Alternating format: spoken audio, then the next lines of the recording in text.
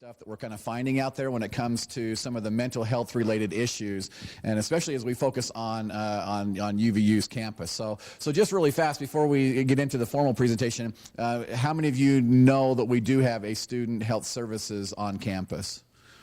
So we're pretty good this time, Jack. Sometimes we get a little bit mixed results when it comes to that. So what we want to talk a little bit about today is just some of the issues related to to students on campus. Sometimes we encounter issues surrounding that, and what we want to do is just talk about what those issues are, and then Jack is going to kind of talk about some of the experiences that happened even in the past year that kind of increase the need to kind of explore some of these things. But what I want to do first off is just kind of share some of the foundational pieces from some of the research that we've been doing in the last couple of years. So let me go to the next slide. An interesting little study that's done every year is a survey that goes out to college counseling center directors. And they just ask those directors, what's happening in your center? What's actually taking place in your center? And you can see on this slide that there are a number of different kinds of things that college counseling centers are kind of dealing with. 70.6% crisis issues that kind of demand an immediate kind of response. We see an increase in those kinds of issues that are happening. And this is based off of the 2010 results. They sampled about 320 college counseling centers across the nation. So a fairly good sample. You see 68% have psychiatric medication issues that they have to kind of, is my medications working or not? And again, we're maybe pointing some of these things out just so that you're aware of these are the kinds of things that happen in our center here on campus. These are the types of issues that students kind of come in with. So all the way down to learning disability issues, which we'll talk a little bit about, and so forth. So you can see the different ones. Some of those, even self-injury and stuff like that, man, that's come up quite a bit in what's happening across the country. So the next few slides just show you literally what's happening in our center. So we did a research project where we went back and looked at client files of previous clients, past clients, just to see the types of reasons why people were coming into the health center. And we were looking for an overall kind of a trend. And you can see with mood disorders, with depression, that the trend, we were about half of the people that were coming into the health center back in the 1999-2000. And then you can see the trend is definitely going up. The percentages don't increase a lot. We're up to 64 is the last time that we checked, which was back in 2006. We were up to 64% of the people that come into the health center are dealing with a mood disorder type of a situation. So anxiety, you can see the anxiety also kind of had a little spike and then it kind of leveled out a little bit, but anxiety-related types of issues are why students are coming into our health center. So we're fairly similar to what we're seeing as far as national goes. We're a little lower in some of the addiction stuff. We're not a typical kind of college campus where we've got a lot of the alcoholism and things like that, the binge drinking and stuff that we sometimes see on college campuses.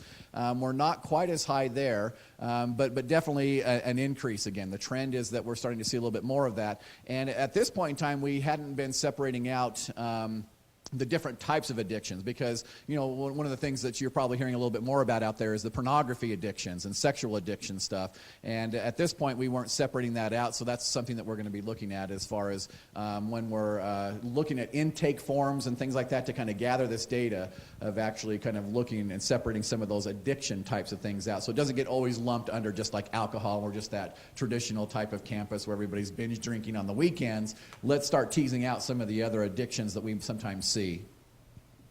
So this slide here also just kind of indicates one thing that we saw in the this just kind of an issue a little bit with the severity of symptoms that people are coming in with, and not necessarily like a single diagnosis that is severe, but people are coming in with multiple types of problems, a condition that we sometimes refer to as a comorbid condition, comorbidity, where there's more than one thing kind of going on. And it's not uncommon at all for people when they are experiencing some kind of a mental health related issue that they have more than just one thing happening. And so as we look through that trend study data, you can see that that's playing out that way. You can see that it's with people that came in, most, 24% was the highest, about 25% have that, just one kind of reported symptom. But as we go down through there, you can see there's high numbers of people that are coming in with literally what could be separate diagnoses.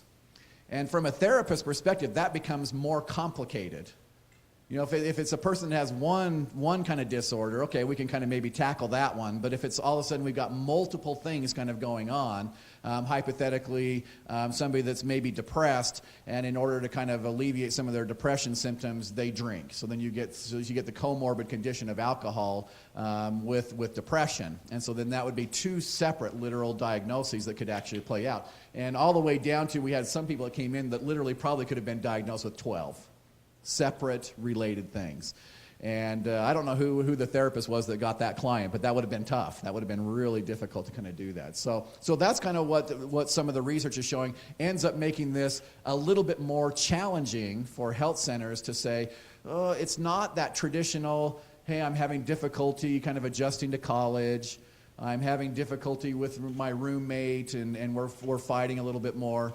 We're talking about more severe types of issues, and when we get multiple things all happening, which is very common, then that adds to the need to spend a little bit more time with clients and to try to help them with these things. And you'll see that ends up being one of our issues down the road here. So, all right, so some of the research that's a little bit more current, just to show you what's kind of out there. Some people kind of argue and say, well, people aren't coming in with more severe, like their depression's not more severe, or their anxiety disorder isn't more severe, but this author comes back and says, well, it's the multiple diagnosis problem. And there's this perception from the college counseling centers that, yeah, it's gotten harder over time. And Jack's going to talk about that. Jack started the health center here on campus 37 years ago, almost 40. We'll probably just go to 40 at some point. So he was the one that started this whole thing. And over time, he would just casually mention, seems like it's getting harder. It's getting harder. People are coming in with more difficult situations than what used to be. And what we're seeing is that may be the case. Not that, again, that the pathology is harder and more difficult to work with, but just that there's more going on. There's just more separate types of issues that get combined together that makes it kind of hard. So, and then the second bullet just talks about that then if it does require more time and effort with a particular client, then we run into, there's this increased demand to kind of work with that because of funding related issues, and you know the economy and how that's hitting students, which adds to their stress level, but it also hits then services that can be provided, because then you can't add additional staff that are needed and so forth, which again is things that we're going to talk about here in just a second. So the research out there is supporting this whole kind of trend that we're seeing of it just getting harder.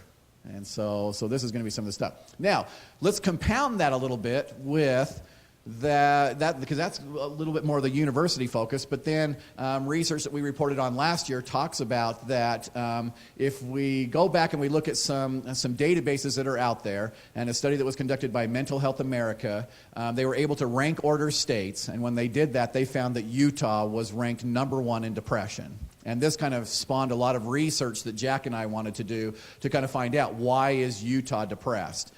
Because if we found through looking at the Mental Health America data set that the traditional reasons why states are depressed, it didn't apply to Utah. We had some unique kinds of things that were contributing to the depression levels that we were seeing. It was a little bit different, and we're going to review just a couple of those, but just to show you, we were #1.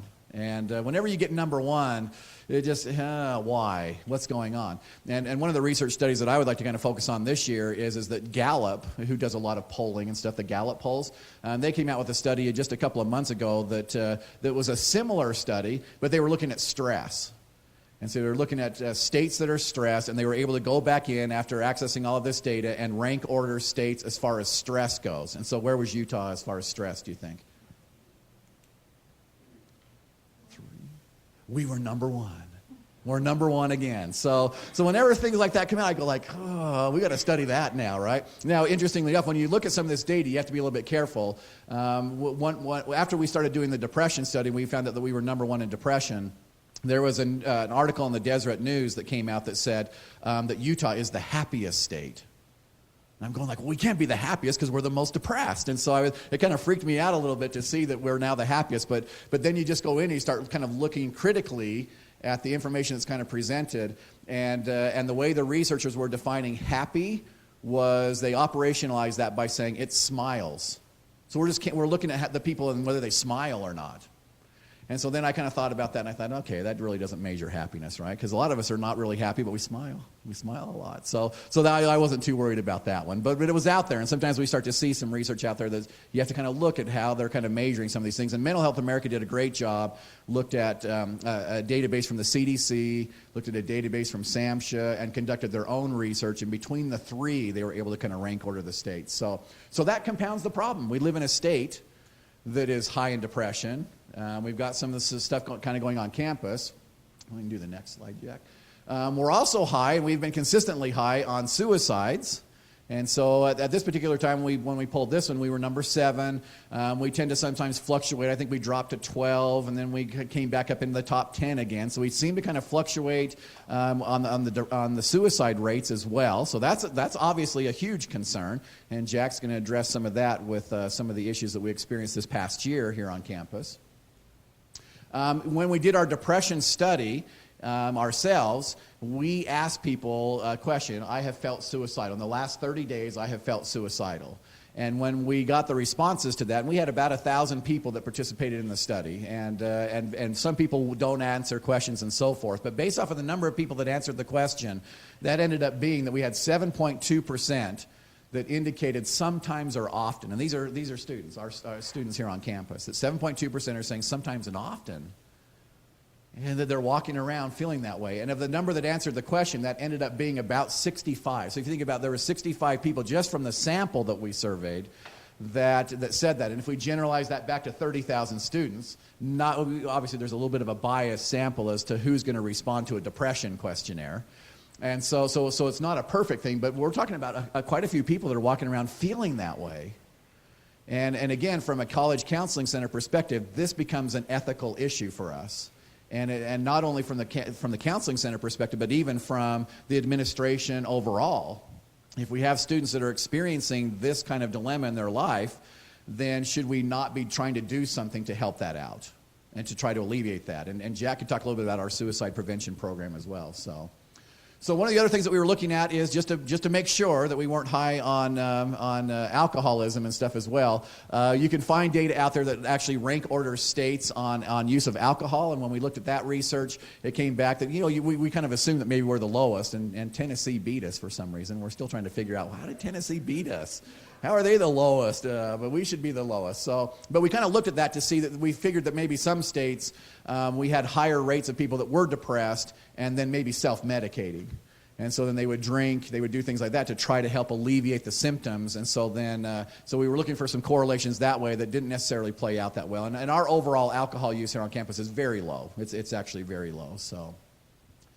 So one of the other things that we found in that study that was kind of interesting, that again adds to some of the issues that we have to face as a counseling center, is we were focusing on depression, and embedded in our questionnaire, we actually had kind of a depression assessment. And so we were looking at this depression assessment, and we kind of evaluated the assessment instrument itself to make sure that it was able to differentiate between people that have been diagnosed with depression and people that were not diagnosed with depression. And the first little statistic just kind of addresses that one, that there was a significant difference between those that are depressed and how they answered the questionnaire, and people that are not depressed and how they answered the questionnaire. So our questionnaire was doing a good job. So then we go to the second one, and we look at males and females and their scores on that depression assessment. So we know that it differentiates between those that are depressed and those that aren't. So does it differentiate between males and females? Because we always hear that there's twice as many females as males that are depressed. And what we found is, if you look at that one in there, there is not a significant difference between men and women and their experience of depression. So we hear that there's twice as many women as men, but our data says, no, that's not the case. That men and women are experiencing levels of depression that are very similar. So where does the ethical situation kind of come in for us? It's with the bottom one, because when we talk about the numbers of people that are diagnosed, which means, hey, I had to go see a therapist. I had to go to somebody and formally tell them about what's going on in my life and say, I think I'm experiencing some depression. When we do that, we look at that, then we find the difference. Then there is a significant difference between the males and the females, and females are more willing to go in and get treatment, and males don't. There's the stigma of going in and saying, well, I think I'm depressed or whatever else. Men do depression sometimes a little bit differently. But that makes it more difficult because is there really that gender difference and so forth? Probably not. And you'll see here in another slide down here, or excuse me, at the bottom, that with that survey of college counseling center directors across the country, that 65% of the people that come in are females. And so the stigma attached to all of this continues to be there and makes it difficult to try. How do we reach those people that are experiencing that when it's hard enough just to get them to come in and to actually admit something like that is going on? So that stigma piece starts to kind of influence the reason why people are coming in for therapy. So, all right, so let's go the other way. One more. There we go. So some of the additional pieces that we talked about last year that were kind of interesting was we had two hypotheses that kind of played out fairly well for us. And one of those was kind of the culture surrounding the religion and the predominant religion. We sometimes refer to that a little bit in this, but it's not the religion itself. It's just the culture that has kind of adjusted and adapted and interpreted kind of the way it should be. And what that kind of leads to is just some interesting kinds of correlations that are there, where if you kind of feel connected, if your spirituality, your religion is kind of important to you and you feel connected to it, then it ends up being a protective factor. It can actually be a protective factor to suicide. It can be a protective factor when it comes to depression. But if it's important to you and you're not feeling connected, then that's where it kind of leans over and goes more towards the risk factor side of things. That it's important, but I don't feel connected somehow. And it speaks a little bit about this whole idea of the importance of kind of relationships in our life and feeling like we belong and that we kind of feel connected that way. And that finding just supported what is already in the research out there. That's already showing up quite a bit. So we had that one kind of play out. The other one that a lot of people found interesting last year was this concept of toxic perfectionism. It's a term that we found in the literature that says, toxic perfectionism. Perfectionism from the behavioral science standpoint is this idea perfectionism can be good. I have this perfectionistic drive. It motivates me. I have this high motivation, and it allows me to accomplish things. And so from that standpoint, perfectionism can be okay. Toxic perfectionism is that idea that there's 10 things that I'm supposed to be doing, and when I do 9 out of 10, because I didn't do that last one, I still kind of suck. And so that makes it really hard, and that contributes to people being depressed, because that perfectionistic drive at that level then is not helpful. So because now I evaluate myself negatively because I didn't accomplish that last one, and that's called more of a toxic perfectionism. And I found it interesting, the last little piece I added on this slide was that the president of BYU, in a talk that he gave to the students over there, it was reported in the Deseret News, just said that overall, across the board, perfectionism is bad. You just can't do it. You can't do perfectionism. You can't achieve it. So don't do it. And you can see the little quote up there that was in the Deseret News article. Avoid the foolish personal mistake of perfectionism. And he says, where does that come from? And sometimes people will attribute that to, a scriptural reference in the Bible that talks about be ye therefore perfect. And President Samuelson over at BYU suggests that, hey, go back and look at maybe different interpretations of that scripture. And I think in the article he references the Greek interpretation that says, it doesn't say perfect. It says, be ye therefore whole. Whole is different than perfect. And is there as much pressure to feel whole compared to feeling perfect? And so he just said, no, I don't care what the behavioral scientists say and everything else. Perfectionism is bad across the board. So maybe we need to just tweak it a little bit and talk about it being achievement motivation instead of perfectionism. And achievement motivation can play out okay, and it sounds a little bit better than perfectionism. So we run into some of those kinds of things that contribute to the difficulties that we're seeing. And when we're on a university campus and students, a lot of you are perfection driven. I have to do well. You understand the importance of getting good grades and doing well so that you can get into graduate school someday, et cetera, et cetera. And so grades are important. And so you start to kind of find that additional motivation that's sometimes there for you. And we just have to be careful how we kind of interpret some of that so that it ends up being motivating and achievement motivating and not coming back and haunting you a little bit on the other end. So, all right, so we're going to switch over, have Jack talk a little bit about the health center itself, and then we're going to talk about some of the challenges and talk about some of the issues that we encountered during this past year in the health center. Thanks, Cameron. I'm Jack Jensen. I'm director of the Counseling Center here at UVU. And Cameron mentioned I started here in 1977. Good grief. It was UTC at that point. Anybody remember UTC? Remember? Okay, good. And we had that little campus over there, remember on, was it University Avenue, right? Right across from BYU. That was our campus. And we had, in our center, we had 5 individuals providing counseling in that little campus for 2,500 students. But to be fair, our counselors at that point were providing only the personal counseling that we provide now. We were doing the academic advisement, the career counseling, the high school tour, yada, yada, yada. So we were doing a lot more different things as counselors when back in the day versus we do now. We're more specialized just doing the personal counseling now. But as we get on, and I'll show you the ratios of how many counselors we have now, just remember the number 5, okay? All right. In our center, we have 3 major services that we provide. We provide the counseling services. We also have medical services, and we have wellness services. So we have those 3 areas that we provide services for students. And we're located, everybody know where we're at? Where we're located at? We're all good? Okay. All right. Okay, here's our therapy services, and this is what I wanted to talk about. We have 3 full-time psychologists on our staff right now. We have 1 full-time licensed professional counselor and some part-time LPC and a part-time social worker.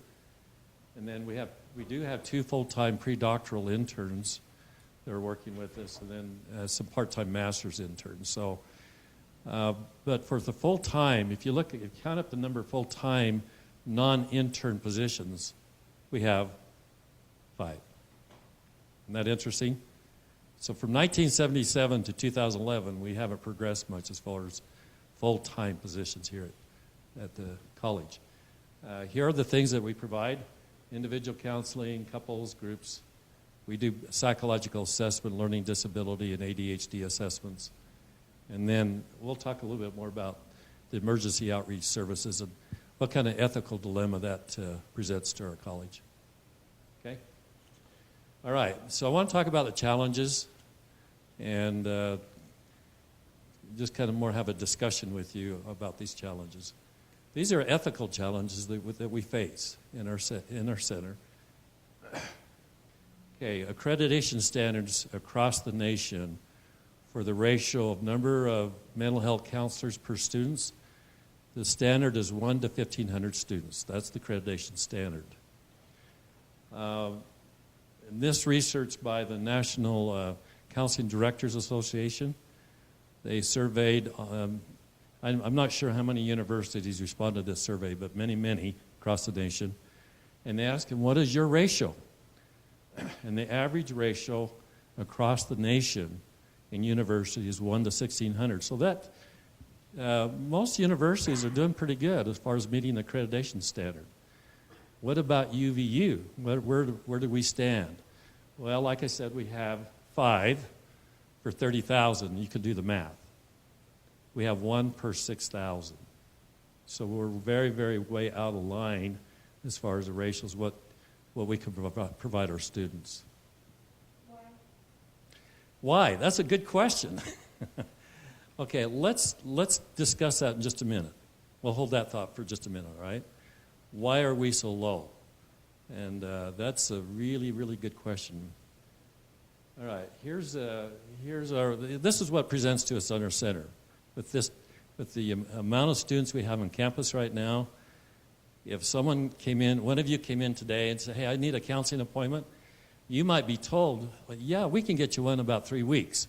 Well, if you're not feeling good and you're depressed or anxious or you're having struggles in school, missing class, whatever, who wants to wait 3 weeks for an appointment? That is not good practice. That is very, very poor practice, in fact. And so that's an ethical challenge we have, is accommodating the students that need to be seen when they need to see a counselor. Okay, say you do, by chance, get in to see someone, and the data shows us that for most situations that students have, we at least need 6 visits, 4 to 6 visits with you to get some things, help you get some things resolved. The problem and they need to be consistent visits, weekly, at least weekly visits. And the problem we're having right now is if we get you in for a visit and we look at the next week, guess what happens a lot of times? There are no openings or the next week. And so sometimes even if we get somebody in, it's very difficult on us, hard on us, to get them back in consistently to get the help they need and get the treatment they need.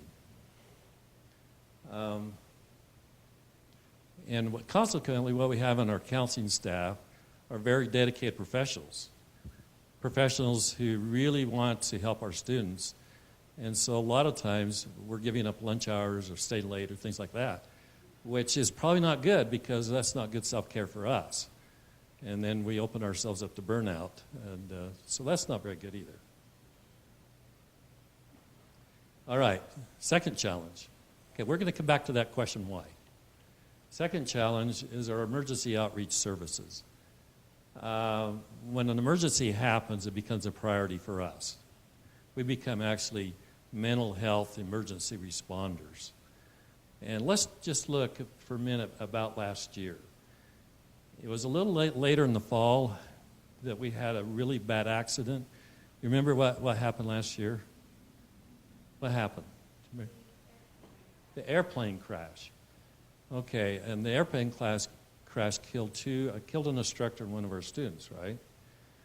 And out of the ramifications out of that crash, we gave up a whole day and a couple evenings out of our center. We canceled all of our appointments. We sent 2 or 3 of our therapists out to the airport to meet with all the people who are being traumatized out there. I stayed at the center to receive students who come in who are traumatized, who heard about this crash. And so what happens when we have an emergency, we have to say, okay, time out, all you students who want to see us, and it just compounds our problem, because we have a waiting list of students to see us, and now we're saying time out, we have to go take care of this mental health emergency for what's happened on campus, and it just compounds our problem in the waiting list.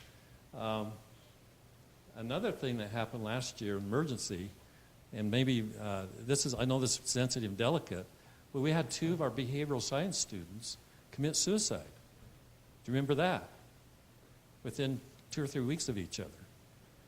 And so we kicked in our emergency, put our emergency mental health therapist hats on, and we were seeing other students who were really traumatized out of that because they knew these students.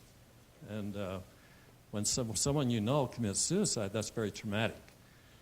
And so we had to accommodate students who are coming and being traumatized by those suicides. All right. So that's it does kind of put us in some ethical binds, as you can see. We're trying to provide as many services competently as we can to our students, and we just get in these binds that it's just trying to be all things to all people. And we'll talk more about that. Okay, challenge 3. We are the only unit, the only office on campus that's legally authorized to provide learning disability assessments. The reason is that learning disability is a diagnosis in the DSM-4. And you have to be a licensed mental health professional authorized to make those kind of diagnoses. So the learning disability assessment program rests with us. Well, we've had a waiting list up to 6 months before of individuals that come in requesting learning disability assessments. In fact, we've even had it even longer than that. At one time, we had it up to a year. Well, if you're struggling in school with learning issues, do you want to wait a year to really get tested to find out what you can do, what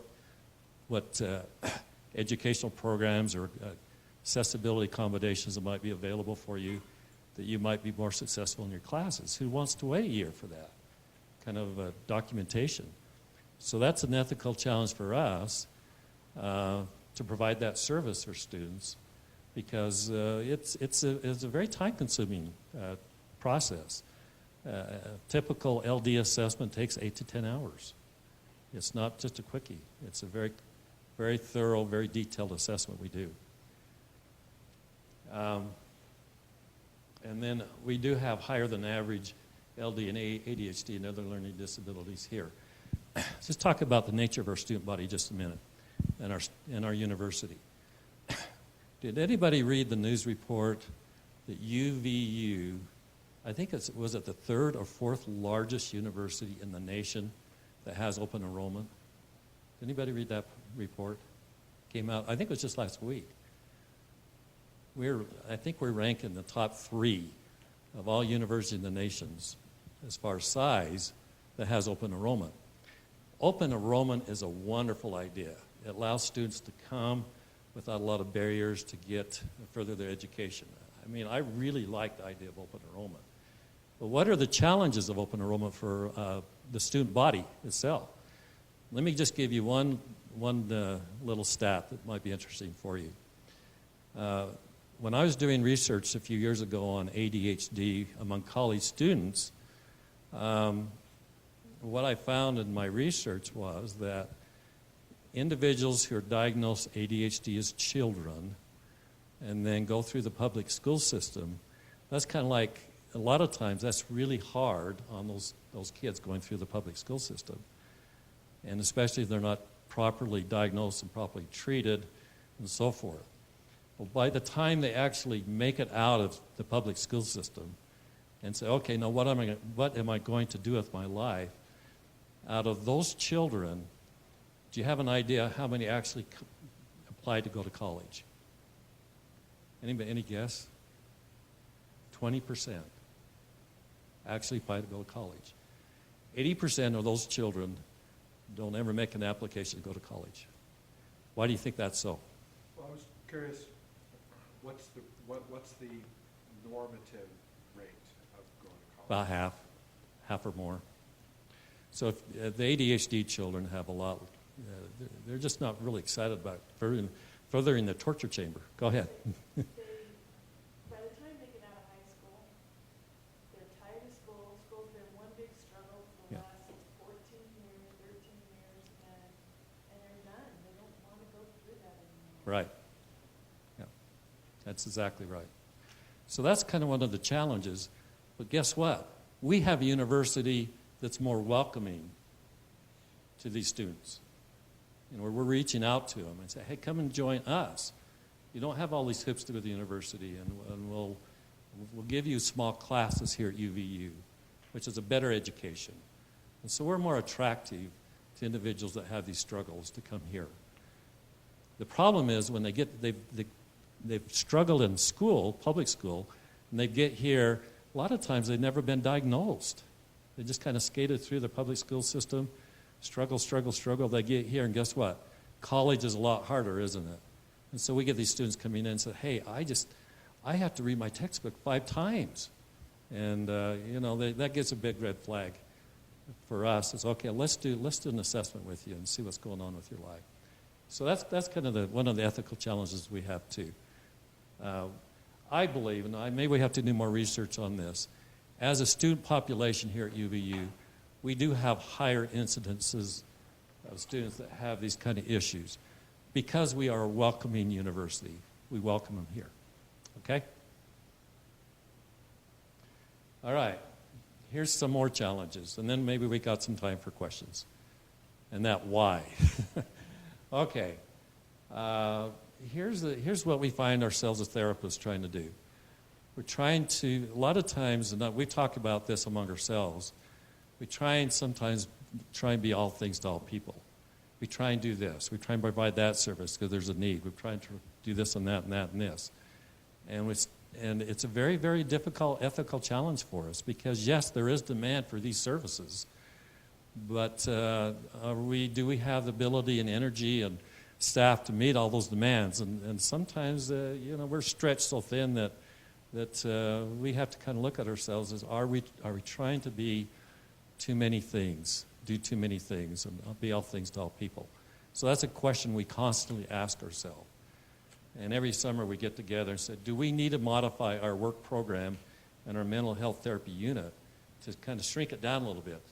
Maybe not do all those services. Maybe just do a few of them really well. And so this is the thing that we struggle with all the time. And then, of course, it's incumbent on us to stay current, to stay up with the literature and all the different kind of interventions that have good research behind them.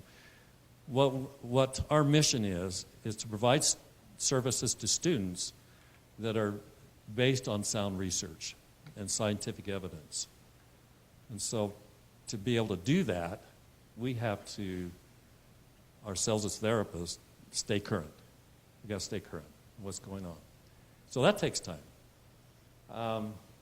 For example, most of us are licensed, and psychologists or licensed professional counselors, and the requirement in the state of Utah, we have to have about 20 to 24 hours of continuing education units per year.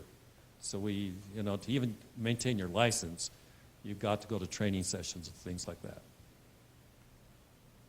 And then another thing, see, I saw Dr. Bybee standing in the back there. He's actually our training director of our APIC internship program. And I could have him come up and talk how much time he spends in training and supervising our 2 full-time pre-doctoral interns. They're wonderful. They're right out of the university. They're just completing their doctor's degrees. They're energetic. They're bringing in new ideas. But we have to supervise these folks. And they don't have licenses, and we have the licenses, so it's incumbent upon us to make sure that they get the best supervision we can provide them, and consultation, and daily consultation sometimes. So that takes a lot of our time too. So we love our interns. We've got several interns working for us right now. They do an incredible job for us. But again, the ethical bind we find ourselves into sometimes with this program is make sure we find the time or have the time to get to them so it's a credible internship site for them. They need that supervision, and that's kind of a challenge sometimes for us. Okay, we're going on with the challenges. Several years ago, we did another survey of what's causing students to miss school, kind of a retention survey. And here's an interesting thing we found. We asked some questions around their mental health or physical health. 13% of our students in that survey, and that was a pretty extensive survey. I can't remember how many students responded to that, but it was fairly extensive. 13% of our students reported having skipped a semester, reduced course load due to a mental health problem. That's a lot. Now, if you take 30,000 times 13%, you can see how many students are missing class, even missing semester, dropping out of school for a mental health issue. And we take that, as a mental health unit, we take that very seriously because that's our mission, to help students confront these problems, resolve these problems so they can stay in school and get their education. And that's what we're there for. Go ahead. Is that 13%, is that taking into account students who have mental health concerns, students where they just drop out of school completely? Yeah. Is that just students who have remained in school? No, that takes both into account. Those who have dropped out in the past perhaps, and now they're back in school again, but they've dropped out in the past, or those who are struggling, maybe skipped a semester. And even those who say, I have really bad mental health days, and I'm not going to go to school today. I'm just too dang depressed, I'm just going to skip class. We have a lot of those too. So it takes all of those into account, that 13%. Okay, here's an interesting item from the national survey. Most students with mental health concerns do not seek therapy. Why do you think that is? Scared. We do have a stigma against mental health, don't we? We have to admit it's getting better with time. It's getting better with time, but it's still there. A lot of people say, I'm not going to go see those crazy shrinks. If I had a nickel every time I heard that, I think I'd be independently wealthy. So it's still there. It's still there in our society. But the ones who did seek therapy, as you can see the stats here, around 60% said, hey, yeah, that really helped. It helps me a lot, and I was able to stay in school and complete my classes and not drop out, and so on and so forth. So I guess the ethical situation we have to deal with as a unit, what can we do to make it more welcoming to students, to outreach to students, to say it's okay to come and see us. It's all right, and it will actually may help you and may help your education. Okay. All right, here are the possibilities, and maybe we have some time for questions. Here's what, and we'll go back to that question, why. Here's what we're requesting from the administration. We need increased funding for more key staff members. We really do. To 1,000 to 6,000 students is not good for our university. It's not good for the students. It's unfair to you as students. And so we're requesting every year that they add 2 new full-time mental health therapists to our staff until we can get up to a reasonable type of ratio. This 1 to 6,000 is crazy. Remember what I said in 1977 what we had? We had 5. 5 for 2,500, that's 1 to 500. Now we've got 1 to 6,000. So we haven't made a lot of, in fact, we've gone the other way. We've really deteriorated our services over time.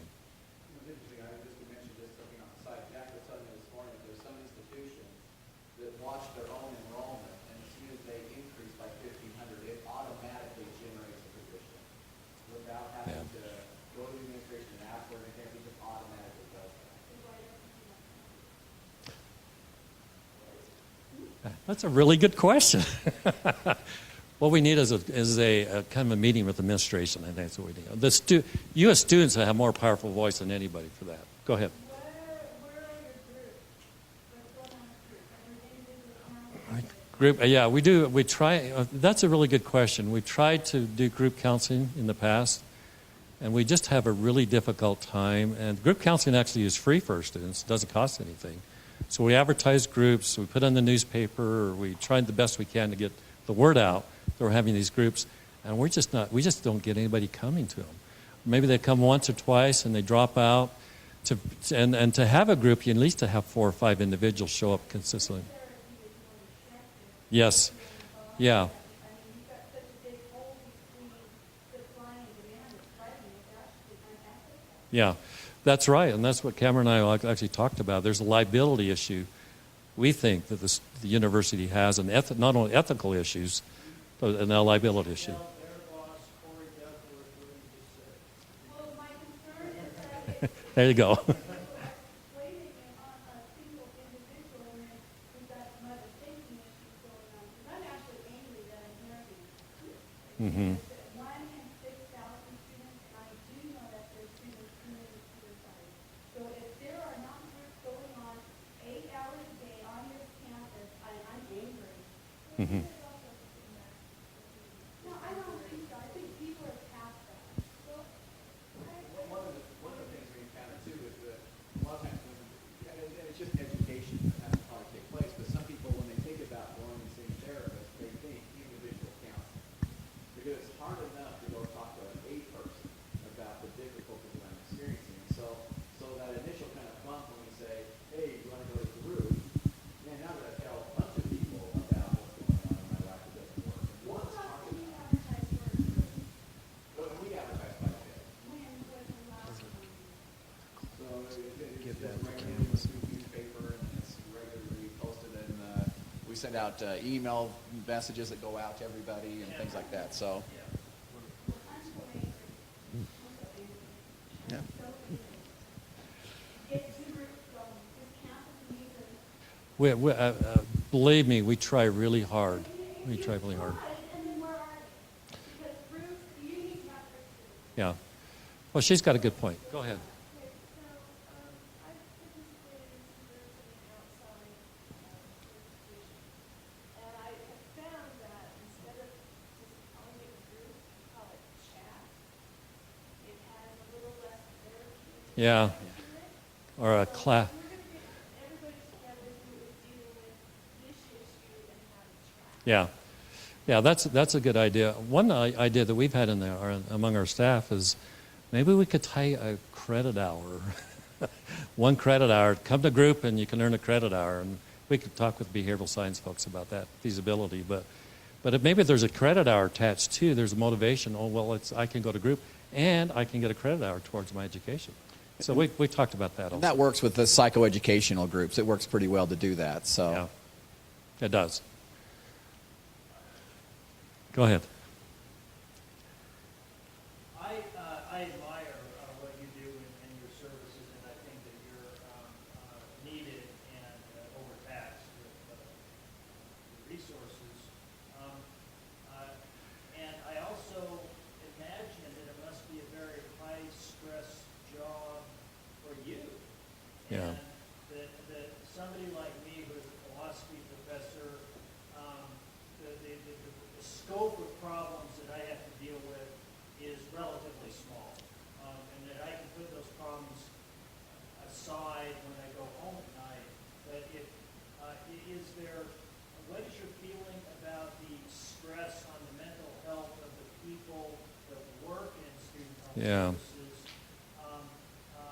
Do they themselves suffer from hearing about problems all day and feeling empathetic to your clients and wanting to do more for them and feeling powerless to pull this person out of their depression, do more, you feel like a failure? Yeah, exactly. Are there mental health issues with your own staff? But, I guess is a question. One of the nice things that we have on our staff is a group model. In other words, we have several mental health therapists together in one area, so we can go into each other and consult with each other about our clients and about ourselves and things like that. We utilize each other a lot in that process, and that's a lot healthier model than if I was just a single psychologist out there in the community seeing 40 patients or 40 clients a week. That's pretty unhealthy. So one of the things we do have advantage here in our counseling center is we have each other. And that really does help a lot. So, okay. Who do we as students contact? Should we contact the legislature and say, we need more money in this area? I think just write letters to the newspaper and contact administration, our administration. And say, I think that... There's an individual named Corey Duckworth, and he is vice president for student services. And he would be the person, they might be reluctant to tell you this because it's their boss, but I'm from academic affairs, and I'll tell you that what needs to happen if you want to see change is Corey Duckworth, the vice president over student services, needs to sit in president's council and bring this topic up with President Holland and the other vice presidents and say, we need more funding in this area. And it's an administrative, this woman walked out and it seemed to me that she was upset with Jack and Cameron maybe for not providing more counselors. It's not their fault. It's the administration that isn't providing adequate resources. So if you have an opinion on it, you should express that to Corey Duckworth. And he's the guy that can make the change happen as the vice president. Thank you, David. Well, I think our time's up. Thank you for being here. Appreciate it.